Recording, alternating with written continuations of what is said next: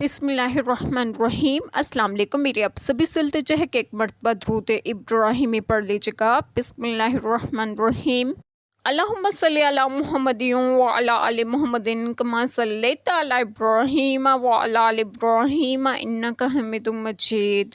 اللہم بارک علی محمد وعلی آل محمد کما بارکت علی ابراہیم وعلی آل ابراہیم انک حمید مجید۔ بسم اللہ الرحمن الرحیم۔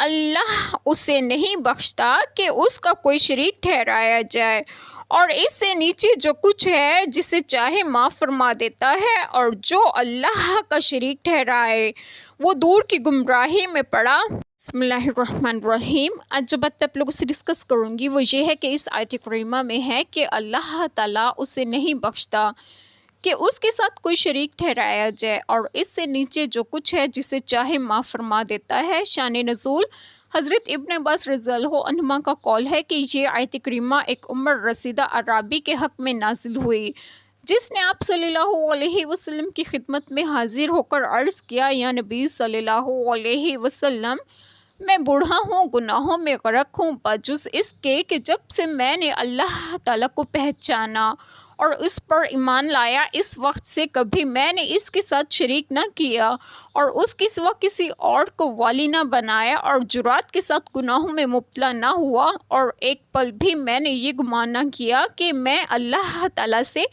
بھاگ سکتا ہوں، شرمندہ ہوں، تائب ہوں، مغفرت چاہتا ہوں، اللہ تعالیٰ کے یہاں میرا کیا حال ہوگا۔ اس پر یہ آیت کریمہ نازل ہوئی۔ یہ آیت کریمہ ناسخ ضروری ہے اس پر کہ شرک نہ بخشا جائے گا اگر مشرک اپنے شرک پر مرے، کیونکہ یہ ثابت ہو چکا کہ مشرک جو اپنے شرک سے توبہ کرے اور ایمان لائے تو اس کی توبہ ایمان مقبول ہے، اور جو اللہ تعالیٰ کا شریک ٹھہرائے وہ دور کی گمراہی میں پڑا اور اس کے لیے دردناک عذاب ہے۔ بے شک اللہ تعالیٰ معاف فرمانے والے نہایت مہربان ہے۔ اللہ تعالیٰ ہم سب کے تمام گناہوں کو معاف فرمائے اور ہمیں صراط مستقیم کی راہ پر گامزن کریں، اور آپ سب کو آپ کے گھروں میں خوشی و خرم رکھیں اور صحت و تندرستگی بھی دیں۔ آمین۔ جزاک اللہ خیر۔